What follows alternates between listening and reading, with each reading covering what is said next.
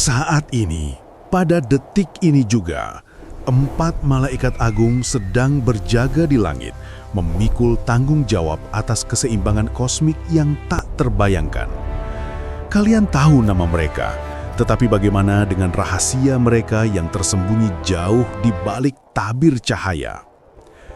Israfil menunggu dengan sangkakala atau sur di bibirnya. Dia adalah malaikat yang diperintahkan untuk meniup tiupan terakhir dan pertama. Hanya satu tarikan nafas dan tiupan pertama akan mengakhiri segalanya, memutuskan benang kehidupan seluruh makhluk di alam semesta. Tepat pada saat kalian tidak menduganya, ketika dunia sedang sibuk dengan urusannya sendiri.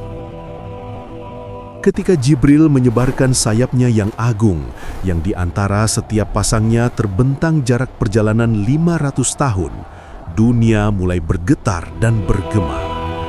Dia adalah Ruhul Amin, pembawa wahyu yang masih terus turun, tetapi kepada siapa dan kapan?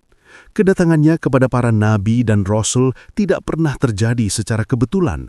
Ia selalu membawa misi penentu takdir dari Allah. Ketika Mikail mengangkat tangannya, hujan turun dengan terukur, menumbuhkan kehidupan dari tanah yang kering.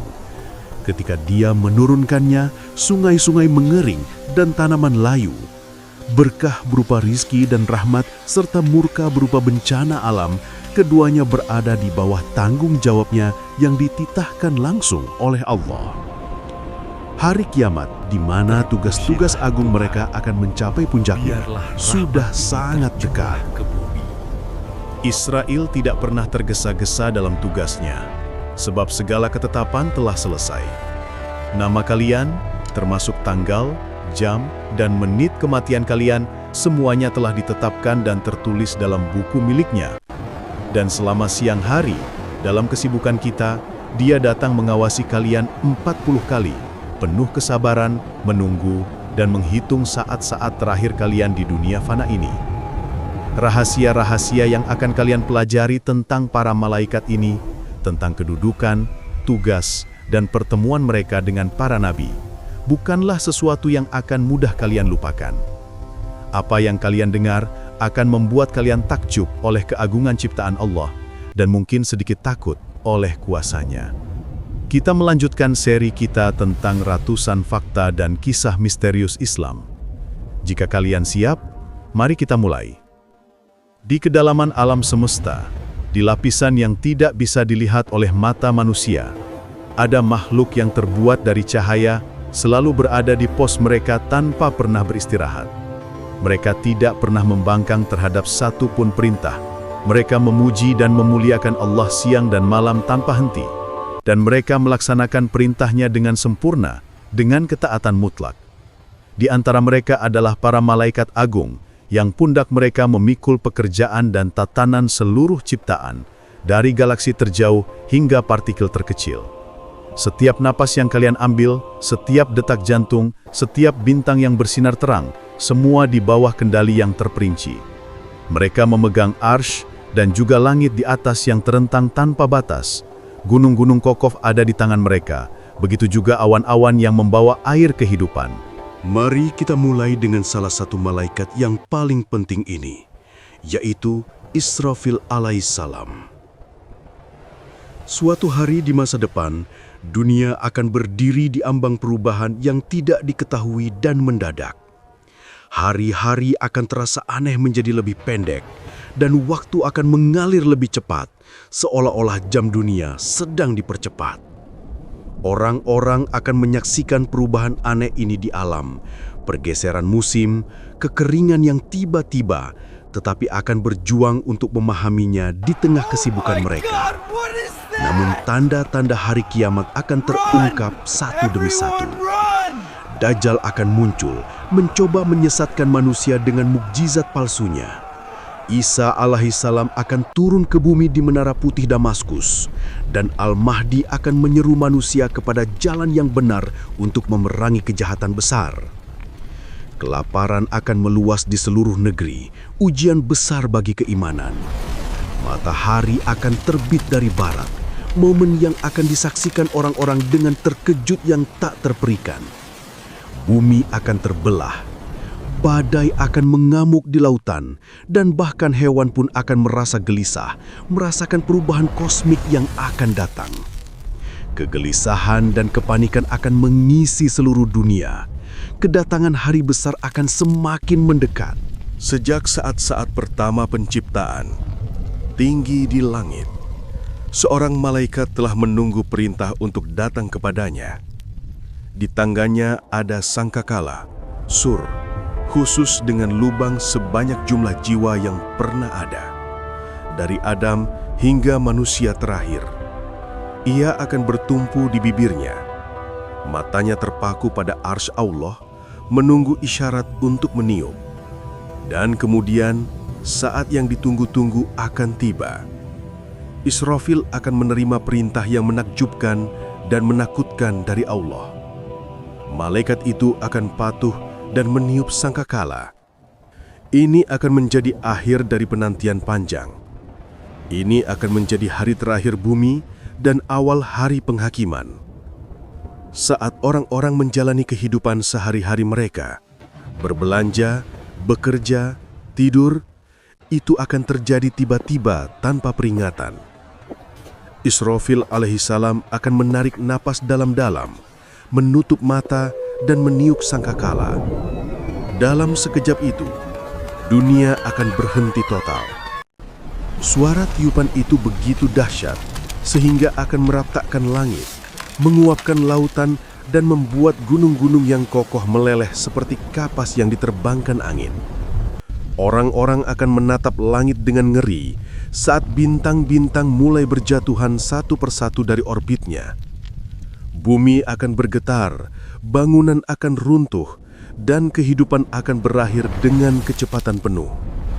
Sejak saat itu, dunia lama akan hilang. Hanya hari penghakiman yang tersisa, yang dimulai dengan tiupan sangkakala oleh Israfil, yaitu tiupan An-Nafkhah Al-Ula, tiupan pertama.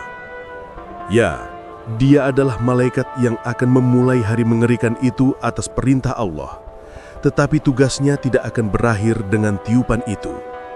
Bahkan setelah 40 tahun penantian, semuanya baru saja akan dimulai dengan tiupan kedua, An-Nafkhah Ats-Tsaniyah, tiupan kedua, untuk membangkitkan semua makhluk.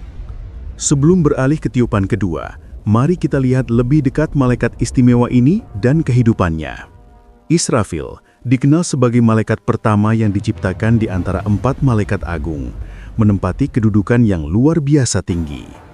Diriwayatkan bahwa 500 tahun setelahnya datanglah Mikail, dan 500 tahun setelah Mikail datanglah Jibril alaihi salam.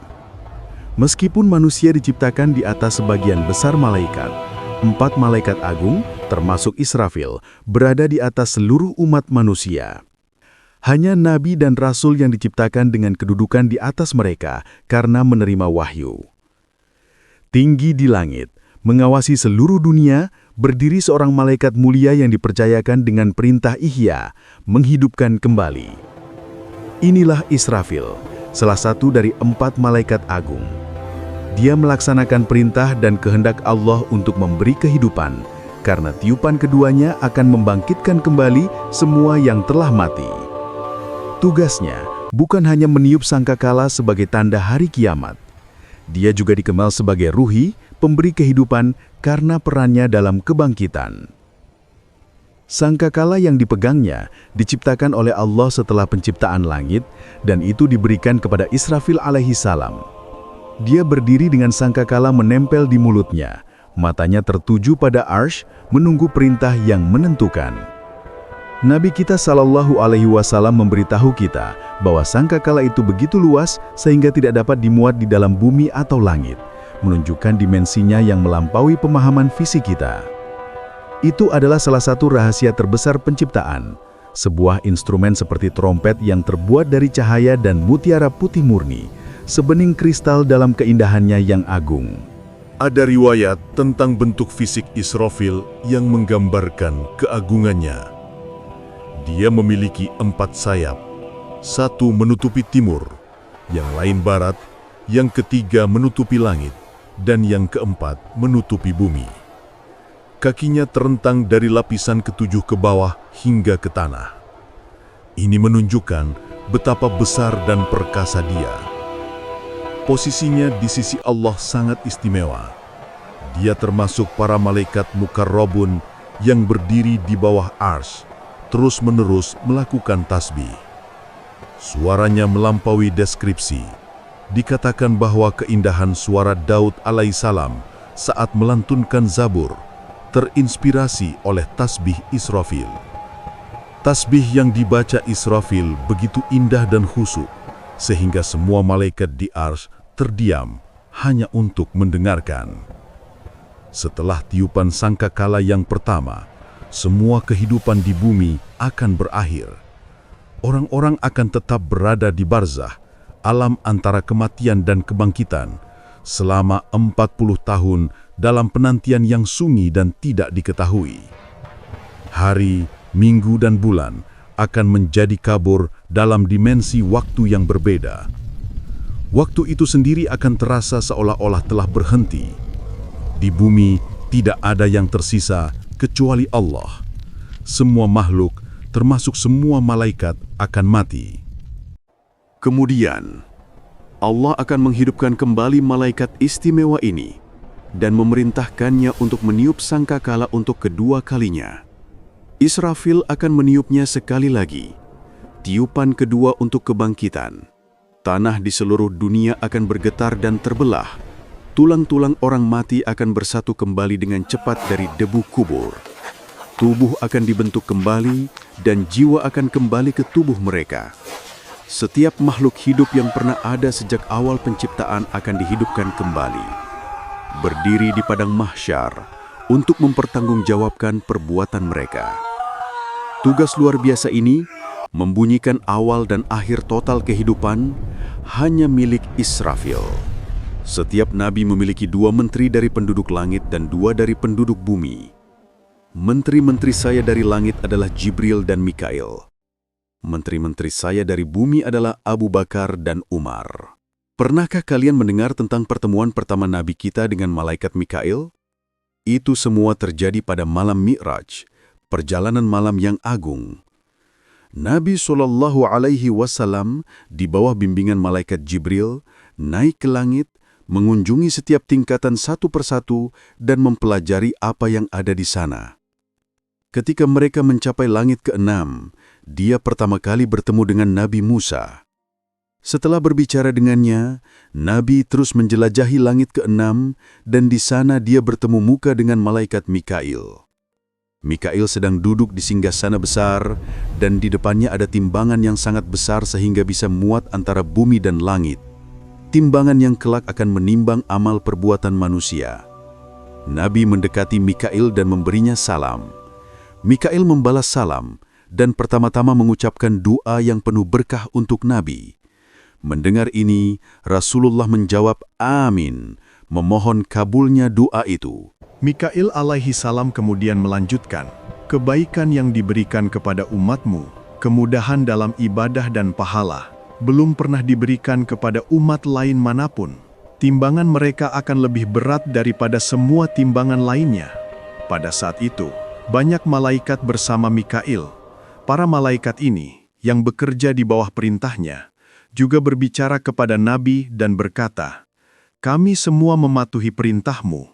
Kami selalu mengirimkan solawat dan salam kepadamu." Sungguh menakjubkan untuk direnungkan. Dari ribuan tahun sebelum penciptaan Adam, hingga saat ini, setiap tetes hujan atau salju yang jatuh memiliki malaikat terpisah yang ditugaskan untuknya. Setiap malaikat ini menyelesaikan tugas mereka dengan sempurna dan tepat. Dan malaikat yang melayani satu tetes tidak akan pernah mendapatkan tugas yang sama lagi sampai hari kiamat. Ini menunjukkan betapa banyak jumlah mereka dan betapa terorganisirnya sistem rezeki Allah. Bayangkan saja, dari jauh sebelum penciptaan manusia pertama hingga hari ini, untuk setiap tetes hujan atau salju, seorang malaikat di bawah kepemimpinan Mikail alaihi salam telah ditugaskan.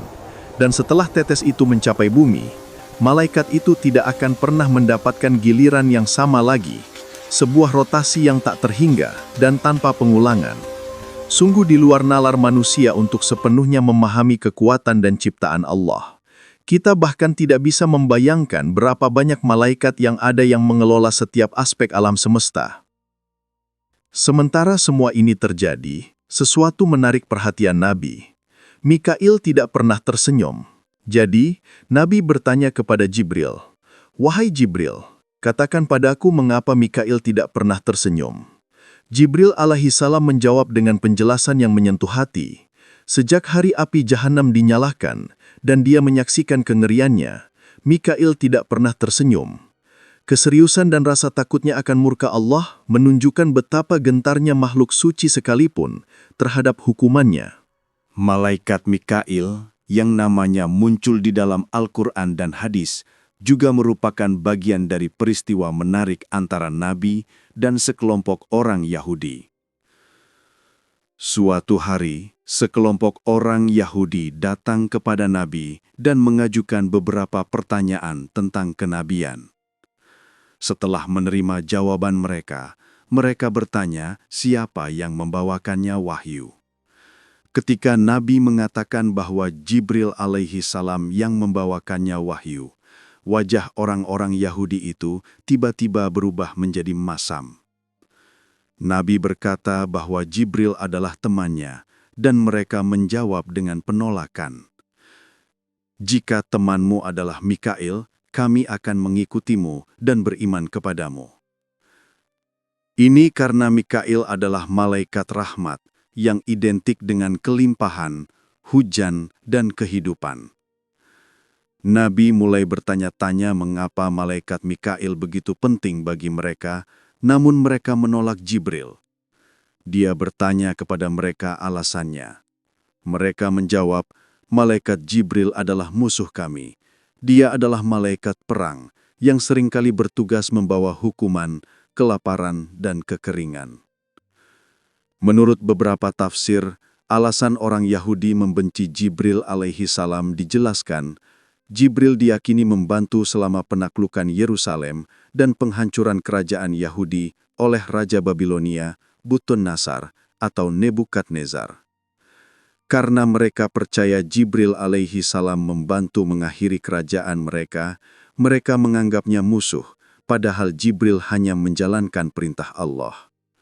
Sebaliknya, mereka menyatakan Mikail alaihi salam sebagai malaikat utama dan pelindung mereka. Setelah percakapan antara Nabi dan orang-orang Yahudi ini untuk mengoreksi pandangan yang salah ini, ayat berikut diturunkan dalam Al-Quran, yaitu Surat Al-Baqarah ayat 98. Barang siapa menjadi musuh Allah, malaikat-malaikatnya, rasul-rasulnya, Jibril dan Mikail, maka sesungguhnya Allah adalah musuh bagi orang-orang kafir. Ayat ini menegaskan bahwa permusuhan terhadap salah satu utusan Allah, termasuk malaikat, sama saja dengan permusuhan terhadap Allah sendiri. Bagi Nabi, malaikat Mikail juga sangat penting. Seperti yang dia katakan sendiri, Mikail adalah salah satu dari dua menterinya dari langit yang mendampinginya dalam urusan penting.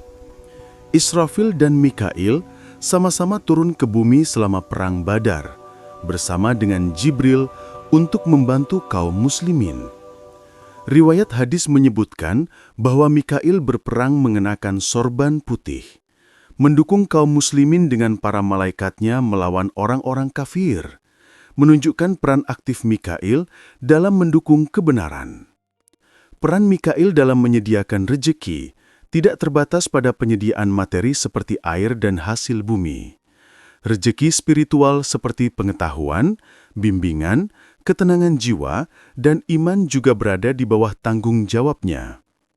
Kecerdasan, pemahaman, dan kebijaksanaan yang Allah anugerahkan kepada hamba-hambanya adalah bagian dari tugas yang diberikan kepada Mikail. Pangkatnya di sisi Allah sangat tinggi. Dia adalah salah satu malaikat muqarrab yang paling dekat dan berada di dekat Arsy. Dia terus-menerus bertasbih kepada Allah dan menunggu perintahnya. Dia tidak pernah membangkang dan tidak pernah lelah. Ada riwayat tentang momen-momen istimewa mengenai Mikail. Misalnya ketika orang melakukan ketidakadilan atau menunjukkan rasa tidak berterima kasih terhadap berkah Allah yang melimpah. Mikail menjadi sangat sedih dan mengadu kepada Allah.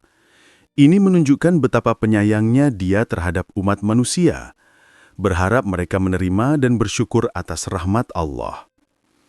Atas perintah yang dia terima dari Allah Ta'ala, Mikail menurunkan hujan dengan ukuran yang tepat, sebuah keajaiban ilmiah yang jelas di depan mata kita.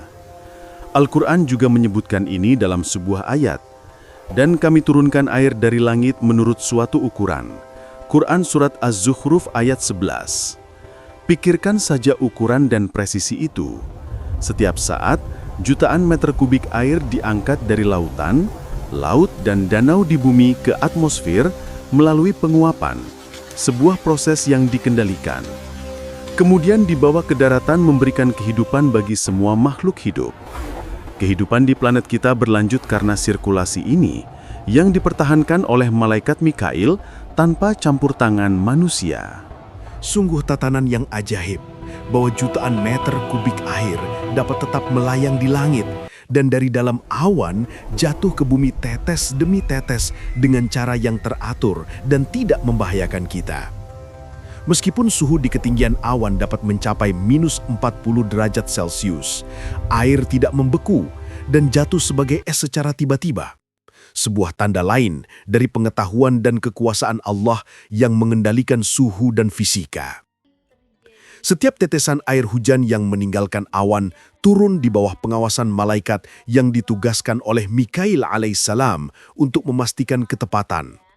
Dan selama ini kita menyaksikan mukjizat lain. Meskipun menempuh perjalanan dari kilometer di atas, tetesan air hujan yang dipegang oleh para malaikat mencapai kita sebagai tetesan utuh tanpa bertabrakan satu sama lain.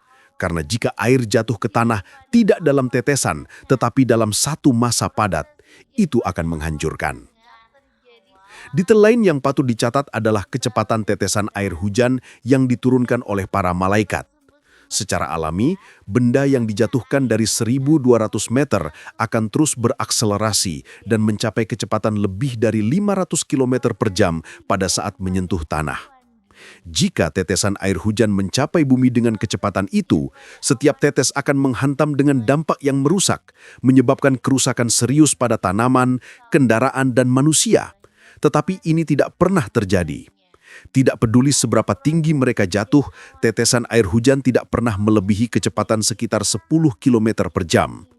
Allah menciptakan tetesan air hujan sedemikian rupa sehingga gesekan atmosfer meningkat secara proporsional memperlambat jatuhnya ke tanah.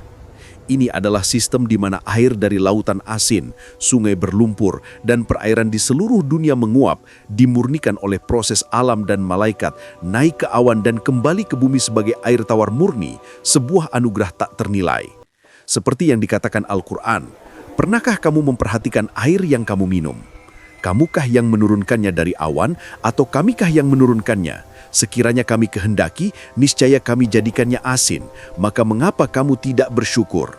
Surat Al-Waqiah ayat 68-70. Jibril alaihissalam.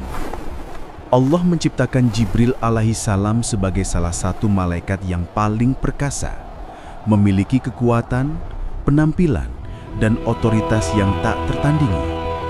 Dia adalah utusan yang dimuliakan, ditaati oleh semua malaikat lainnya. Dia adalah nabi para malaikat karena perannya sebagai penghubung. Diciptakan dari cahaya yang suci, nama Jibril berarti kekuatan Allah atau Jabril dalam bahasa asalnya. Dalam Al-Quran dan hadis, dia disebutkan dengan nama yang berbeda untuk menunjukkan perannya, Sibril, Ruhul Kudus atau Ruh Kudus, Ruhul Amin atau Ruh yang terpercaya, Ruh, dan Rasul. Dalam sumber-sumber Yahudi dan Kristen, dia disebut Gabriel. Jibril alaihissalam termasuk malaikat yang memikul arsy. Dia adalah pemimpin dari 4 malaikat agung yang paling dekat dengan Allah dan yang dipercayakan untuk menyampaikan wahyu, tugas teragung yang pernah diberikan. Kedudukannya berada di langit ke-7, di Sidratul Muntaha, batas akhir yang tidak dapat dilewati oleh makhluk lain. Di bawah komandonya, terdapat pasukan malaikat di sekitar Arsy. Dia memiliki kendali atas kekuatan alam yang mengguncangkan bumi dan umat manusia, seperti gempa bumi, angin, badai, topan, dan angin puting beliung. Bahkan, tugas menghancurkan bangsa-bangsa yang durhaka di masa lalu berada di bawah kendali Jibril alaihissalam. Semua perang yang telah terjadi atau akan terjadi di bumi, pertempuran antara kebenaran dan kebatilan, dilaksanakan di bawah komandonya, meskipun Allah mengutusnya untuk mendukung pihak yang Dia kehendaki untuk menang. Malaikat menghadiri pertempuran untuk memberikan berkah, kekuatan, dan kekuatan spiritual, tetapi mereka biasanya tidak berperang secara fisik. Namun dalam Perang Badar, mereka berperang secara langsung atas izin khusus, mengenakan surban dan membawa pedang. Para sahabat bahkan bisa membedakan antara orang kafir yang mereka bunuh dan yang dibunuh oleh para malaikat, di mana pukulan dari malaikat meninggalkan bekas hitam dan luka seperti terbakar pada tubuh musuh. Pada saat itu, Allah mewahyukan kepada para malaikat, "Sesungguhnya aku bersama kamu, maka teguhkanlah pendirian orang-orang yang beriman. Kelak akan aku jatuhkan rasa ketakutan ke dalam hati orang-orang kafir, maka penggallah kepala mereka dan pancunglah tiap-tiap ujung jari mereka." Quran Surat Al-Anfal ayat 12. Ibnu Abbas radhiyallahu anhu meriwayatkan bahwa pada hari Badar, Rasulullah SAW bersabda, "Ini Jibril alaihissalam memegang kendali kudanya, berpakaian untuk berperang, datang untuk membantu kita, menunjukkan partisipasinya yang nyata dan memimpin bala bantuan ilahi." Jibril alaihissalam adalah pemimpin para malaikat yang bertanggung jawab untuk mengilhami semua makhluk, termasuk ilham yang murni dan datang dari Allah. Dia menyampaikan ilham kepada para malaikat yang mengelola jutaan bintang, dan pada saat yang sama, dia hadir di Arsy, menerima perintah sambil juga bersujud di hadapan Allah. Dia adalah utusan antara Allah dan hamba-hambanya, baik di dunia ini maupun di akhirat. Dia menyampaikan perintah ilahi kepada malaikat dan nabi, berbicara langsung dengan Allah tanpa perantara, sebuah kehormatan yang luar biasa. Penampilannya digambarkan sangat indah dan agung, dengan wajah cerah, rambut seperti karang, kulit bersih, dan gigi bersinar putih seperti salju. Kakinya merah, lututnya kuning cerah, sayapnya berwarna safron, dihiasi dengan ornamen sebesar dan secerah bintang. Dia mengenakan 2 jubah mutiara dan pakaian putih yang dihiasi dengan rubi yang berharga.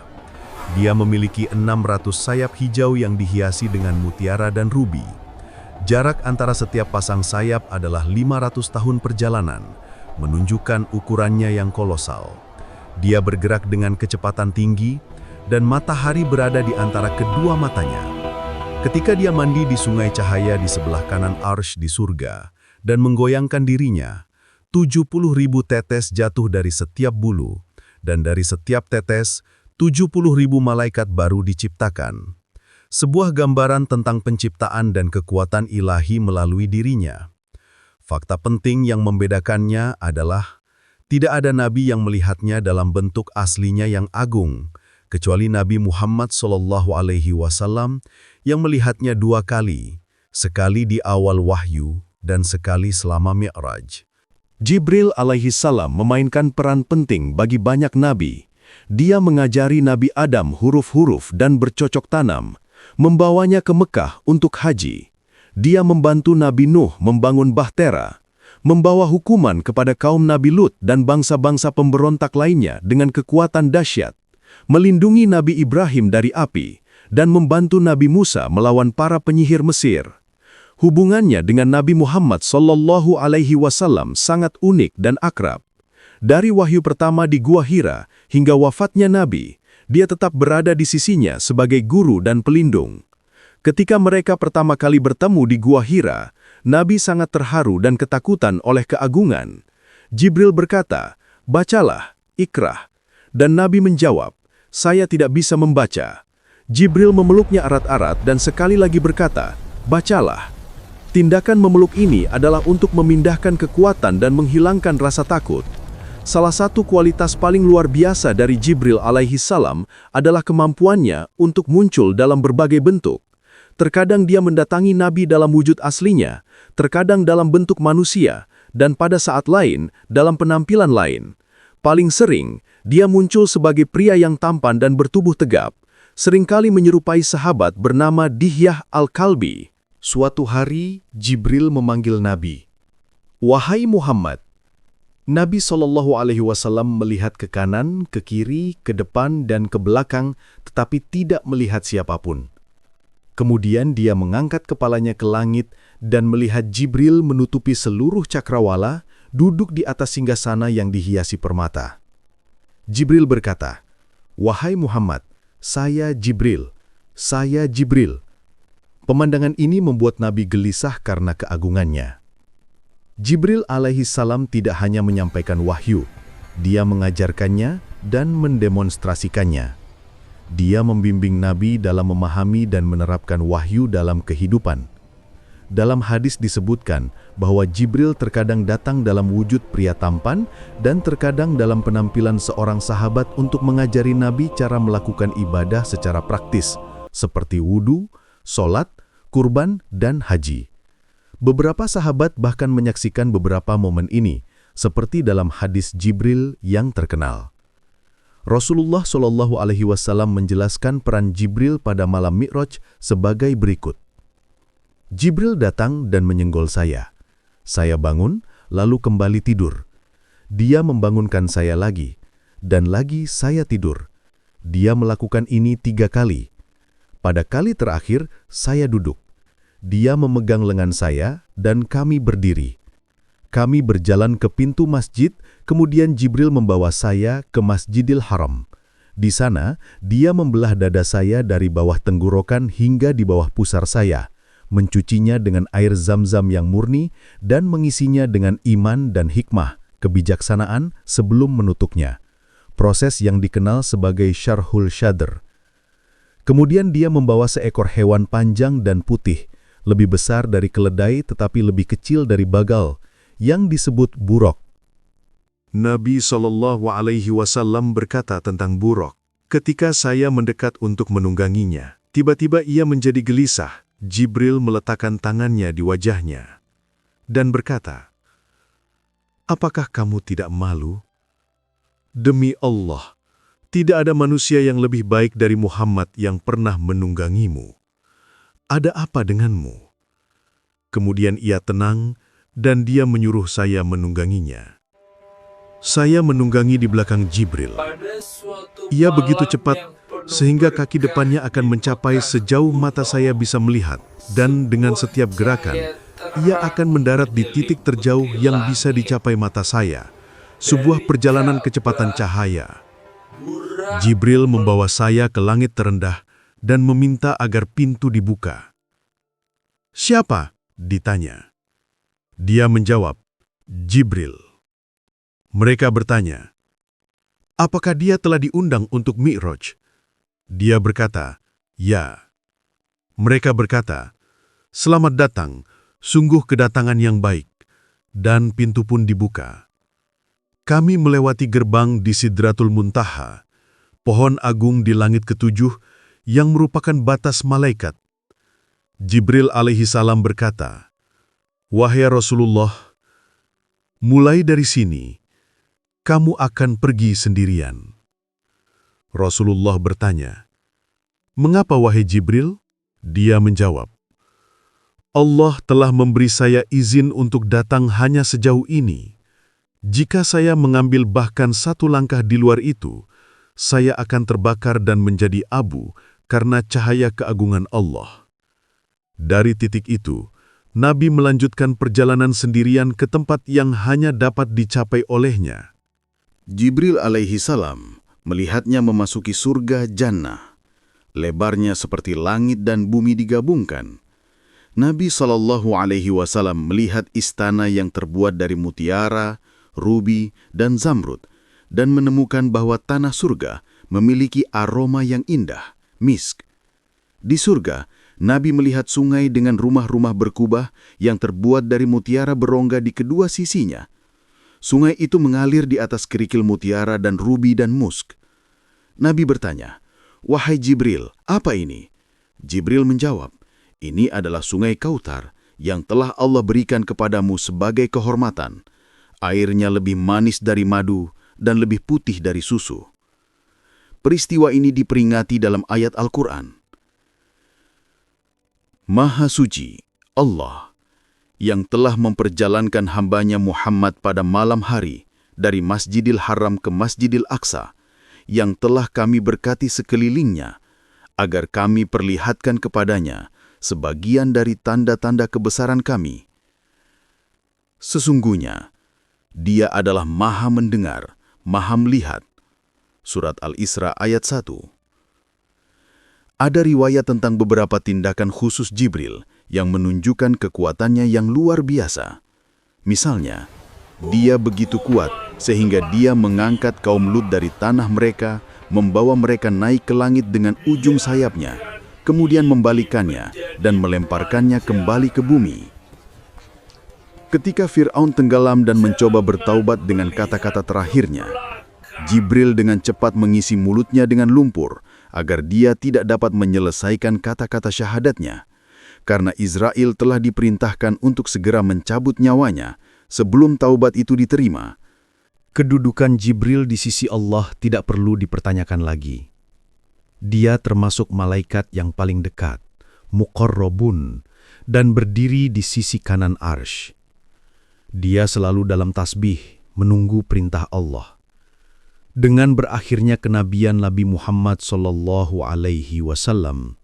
tugasnya membawa wahyu secara formal telah berakhir, tetapi dia masih melaksanakan misi-misi khusus di dunia, termasuk tugas-tugas yang berhubungan dengan hari kiamat. Israil alaihi salam. Akhirnya, mari kita bicara tentang malaikat yang mungkin paling banyak dipertanyakan dan mungkin yang paling ditakuti. Israil alaihi salam, malaikat maut. Kami menyebutkan bahwa malaikat Israil melihat wajah kita 40 kali sehari, memperhatikan kita dari alam yang berbeda. Sementara kita sibuk dengan kesibukan sehari-hari, dia mengunjungi kita lagi dan lagi, memantau keadaan kita. Ketika Allah Ta'ala memberikan tugas mengambil jiwa yang sangat berat ini kepada Israil, Israil alaihi salam merasa khawatir. Dia mengungkapkan kekhawatirannya bahwa karena tugas ini, semua orang akan memandangnya secara negatif, tidak menyukainya dan menjauhi darinya, menjadikannya makhluk yang paling dibenci. Jawaban Allah adalah, "Aku akan menempatkan berbagai penyakit, kecelakaan, bencana dan musibah di antara kamu dan hamba-hambaku. Dengan begitu, meskipun kamu mengambil jiwa mereka, mereka tidak akan menyalahkanmu atau mengeluh tentangmu, tetapi akan menyalahkan sebab-sebab fisik tersebut." Ketika waktu kita habis, Israil melaksanakan tugasnya melalui suatu sebab, sakit, kecelakaan, atau usia tua, mengambil jiwa kita, dan tidak ada yang merasa benci atau marah kepadanya karena peristiwa yang kita alami. Kita, dengan cara tertentu, lupa tentang Israil, menyalahkan faktor-faktor eksternal sesuai dengan janji Allah. Pada kenyataannya, tugas Israil alaihissalam adalah tugas ilahi dan indah, bukan sekadar tugas mengerikan. Ketika kita benar-benar memahaminya, kita melihat bahwa kematian bukanlah akhir yang suram.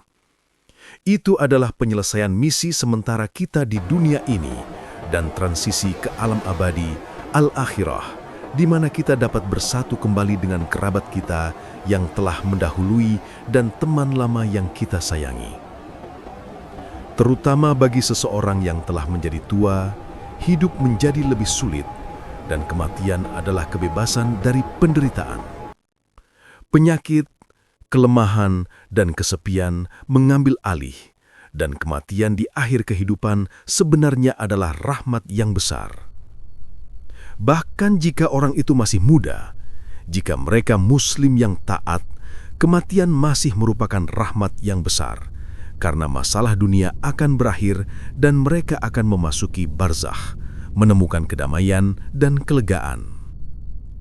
Jadi, ketika waktu kita habis dan Israel datang untuk mengambil jiwa kita, apa yang sebenarnya terjadi?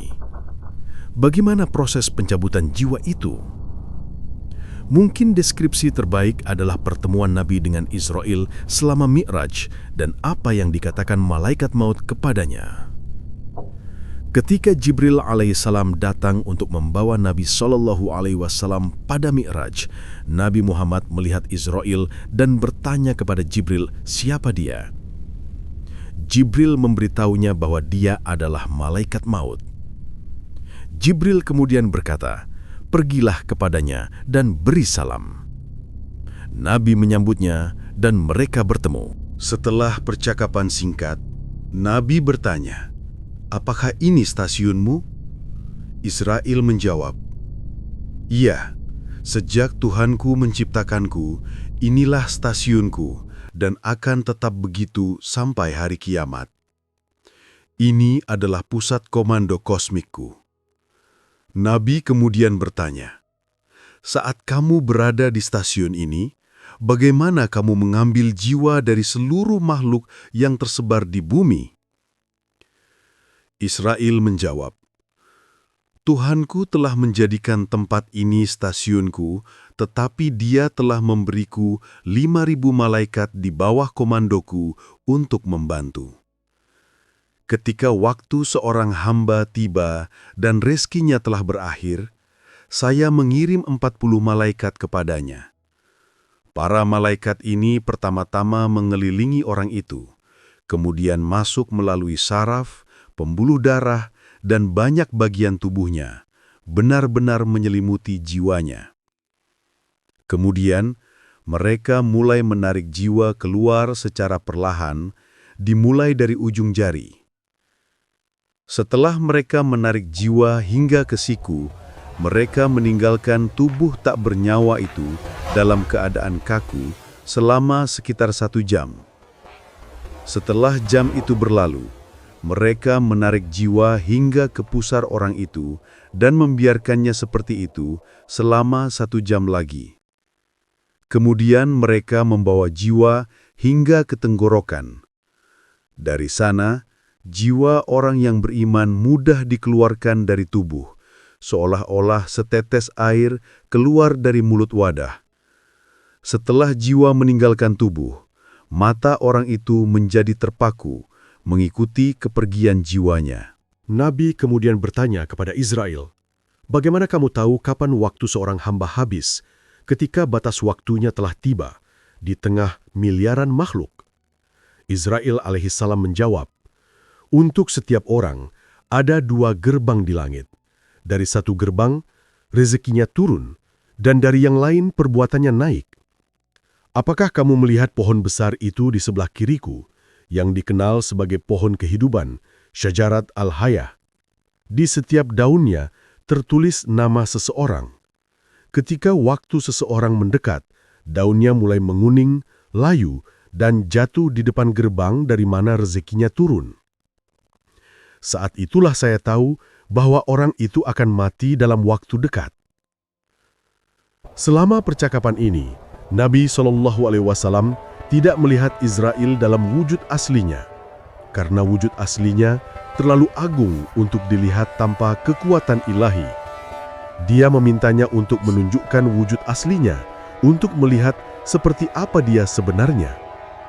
Ketika permintaan ini dipenuhi, Nabi melihat Israel seolah-olah memegang seluruh dunia antara 2 jarinya, sebuah gambaran tentang kekuasaan dan ukurannya yang kolosal.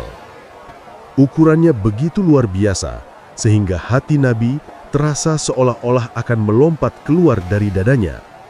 Ya, dikatakan bahwa dalam mukjizat Mi'raj Nabi SAW, inilah percakapan yang dia lakukan dengan Israel. Tetapi pertemuan ini bukanlah yang terakhir. Sekitar 10 tahun kemudian, Israel alaihi salam akan datang lagi. Kali ini untuk mengambil jiwa Nabi Muhammad SAW sendiri. Sebuah momen yang paling menyentuh dalam sejarah Islam. Selama wafatnya Nabi, percakapan antara dia dan Israel sangat mengharukan. Nabi sedang menjalani saat-saat terakhirnya di dunia sementara ini, berjuang melawan demam. Pada saat itu, Jibril datang dan bertanya tentang kondisinya. Kemudian dia berkata, "Malaikat maut, Israel, meminta izin untuk masuk ke kamarmu. Dia belum pernah meminta izin kepada siapapun sebelummu dan tidak akan pernah melakukannya setelahmu. Sebuah penghormatan tertinggi untuk Nabi terakhir. Itu adalah hari Senin, hari dalam seminggu yang sama ketika peristiwa besar telah terjadi dalam hidupnya, dan juga hari yang diberkati dia membuka matanya ke dunia ini." Ketika Nabi memberi izin, Israel masuk dan duduk di hadapannya dengan penuh hormat. Dia berkata, "Wahai Rasulullah, Yang Maha Tinggi telah memerintahkan saya untuk mematuhi setiap perintahmu. Jika kamu mau, saya akan mengambil jiwamu. Jika kamu mau, saya akan membiarkannya bersamamu untuk sementara." Nabi melihat ke arah Jibril meminta saran terakhir.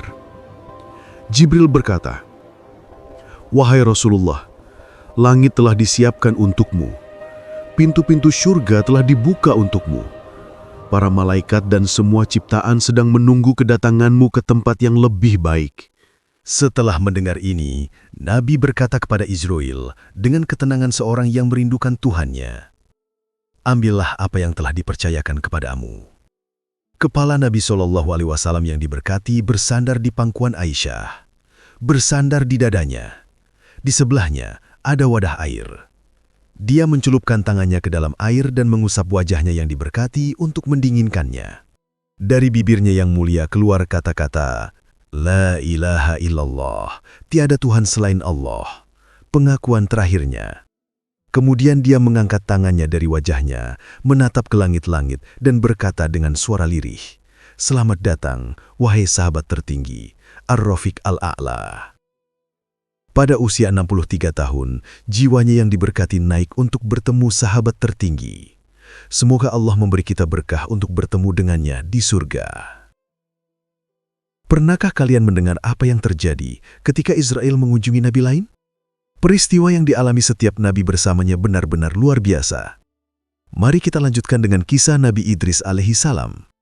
Percakapannya begitu indah sehingga bahkan para malaikat akan datang untuk mendengarkannya. Suatu hari, Israel sendiri datang untuk mendengar Nabi Idris berbicara, dan saat itulah Nabi Idris bertemu dengannya. Tetapi Nabi Idris memiliki permintaan aneh dan berani. "Israel, bisakah kamu mengambil jiwaku sekali dan kemudian mengembalikannya kepadaku? Saya sangat ingin merasakan bagaimana rasanya ketika jiwa meninggalkan tubuh." Setelah menerima izin dari Allah, Israel menerima permintaannya dan memisahkan jiwanya dari tubuhnya. Bagi Idris, itu adalah pengalaman yang sangat tidak biasa, merasakan proses kematian. Tetapi dia memiliki lebih banyak permintaan yang menunjukkan kerinduannya pada keabadian. Dia ingin melihat surga dan neraka. Permintaan ini juga dikabulkan. Israel pertama membawanya ke neraka, kemudian ke surga. Tetapi sebelum memasuki surga, Israel memberinya syarat, atau lebih tepatnya peringatan yang keras. "Ketika kamu memasuki surga, kamu tidak boleh ingin tinggal. Hati-hati, jangan tetap di sana, karena waktumu belum tiba." Nabi Idris memasuki surga bersama Israel. Israel menunjukkannya berkeliling, memperlihatkan keindahan dan kenikmatannya, dan kemudian tiba saatnya untuk meninggalkan surga. Mereka keluar, tetapi pada saat itu Idris berkata, "Saya meninggalkan sepatu saya di surga." Israel menjawab, "Baiklah, saya akan membawanya kepadamu." Tetapi Idris ingin mengambilnya sendiri, jadi dia masuk surga lagi. Dan seperti yang telah diperingatkan Israel, Begitu berada di dalam, Idris tidak ingin pergi. Israel berkata kepada Allah Ta'ala, "Ya Tuhanku, hambamu ini tidak ingin meninggalkan surga." Allah kemudian bertanya kepada Idris alasannya, dan Idris menjawab dengan argumen yang cerdas, "Ya Allah, setiap makhluk hidup akan merasakan kematian. Saya sudah merasakannya. Dan sebagaimana tertulis dalam Al-Quran, setiap jiwa akan melewati neraka setidaknya sekali. Saya juga sudah melakukannya. Dan siapapun yang memasuki surga, engkau berjanji, tidak akan pernah meninggalkannya lagi. Saya sekarang telah memasuki surga, jadi saya ingin tinggal di sini, sesuai dengan janjimu." Allah Ta'ala menerima permintaan Idris, dan dengan demikian, Idris alaihissalam menjadi orang yang masuk surga dan tinggal di sana tanpa benar-benar mati, diangkat ke surga oleh rahmatnya. Pertemuan antara Israel dan Nabi Sulaiman alaihissalam juga cukup menarik dan menunjukkan presisi ilahi. Suatu hari, seorang pria datang kepada Nabi Sulaiman di Yerusalem dalam ketakutan dan kepanikan besar, berkata, "Tolong bantu saya." Nabi Sulaiman bertanya, "Apa masalahmu?" Pria itu menjelaskan, "Hari ini Israel alaihissalam menampakkan diri kepadaku, menatapku dengan tatapan yang mengerikan dan tiba-tiba penuh misteri. Dan kemudian pergi. Saya yakin dia akan mengambil jiwaku. Saya bisa tahu dari tatapannya." Mendengar ini, Nabi Sulaiman bertanya, "Jadi, apa yang kamu ingin saya lakukan?" Dihadapkan pada takdir. Pria yang ketakutan itu berkata, "Wahai Sulaiman alaihissalam, engkaulah yang telah Allah berikan kekuasaan atas gunung, batu, hewan, hujan, dan angin. Jika engkau mau, engkau dapat memerintahkan angin sekarang dan itu dapat membawa saya pergi dari sini, dari Yerusalem, ke India. Dengan cara ini, Israel tidak akan dapat menemukan saya di sini ketika dia kembali." Nabi Sulaiman tahu, ini tidak akan mengubah hasil takdir yang telah ditetapkan. Tetapi dia menyetujui permintaan pria itu sebagai ujian. Dia memberi perintah dan angin kencang datang, mengangkat pria itu dan membawanya jauh-jauh ke India. Menjelang malam, kerumunan telah berkumpul di sekitar Nabi Sulaiman, dan di antara mereka adalah Israel alaihissalam. Melihatnya, Nabi Sulaiman berkata, "Wahai Israel alaihissalam, hari ini seorang pria datang kepada saya dengan permintaan karena ketakutan. Saya yakin kamu melihatnya dan menatapnya dengan tatapan yang buruk." Israel menjawab, "Saya tidak menatapnya dengan tatapan yang buruk. Saya menatapnya dengan terkejut yang besar." Nabi Sulaiman bertanya, "Mengapa kamu menatapnya dengan terkejut?" Israel berkata, "Saya terkejut melihatnya di sini, di Yerusalem, karena saya diperintahkan untuk mengambil jiwanya malam ini di India. Saya bertanya-tanya, bagaimana mungkin baginya untuk tiba di India dan bagi saya untuk bertemu dengannya di sana hanya beberapa jam kemudian ketika dia berdiri di sini, di Yerusalem. Namun, kekuasaan Allah melebihi keraguanku, dan dia tiba di tempat takdirnya." Malaikat maut, Israel, suatu hari akan mengambil jiwa setiap makhluk hidup atas perintah Allah Ta'ala tanpa kecuali. Ketika saat itu tiba, dia akan mengambil jiwa semua yang hidup, dari manusia terakhir hingga makhluk terkecil. Pada titik itu, hanya Allah yang Maha Hidup dan malaikat Israel yang akan tersisa. Tidak akan ada orang lain yang hidup di alam semesta. Allah akan berfirman kepada makhluk terakhirnya, "Wahai malaikat maut, siapa yang tersisa dari ciptaanku?" Israel akan menjawab dengan gemetar, "Ya Tuhanku, Engkau telah menyebabkan kematian pada semua utusan, hamba, dan malaikatmu. Tidak ada yang tersisa kecuali saya." Allah akan berfirman, "Sekarang giliranmu. Laksanakanlah takdir yang telah aku tetapkan untukmu. Tempatkan tangan kananmu di bawah pipi kananmu. Berbaringlah di antara surga dan neraka, dan serahkan jiwamu." Israil alaihi salam akan patuh, dan hidupnya akan berakhir di sana. Sekarang hanya Allah yang kekal abadi, yang akan tersisa. Dan Allah akan meninggikan suaranya, berfirman, "Akulah yang memiliki kekuasaan atas segalanya. Di mana raja-raja kalian yang sombong? Di mana para pemimpin tiran kalian yang menentang?"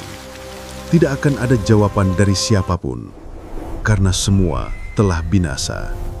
Kemudian Allah akan memerintahkan Israfil untuk dihidupkan kembali dengan izinnya, dan dia akan memerintahkannya untuk meniup sangkakala kedua kalinya, karena hari penghakiman yang kekal telah tiba.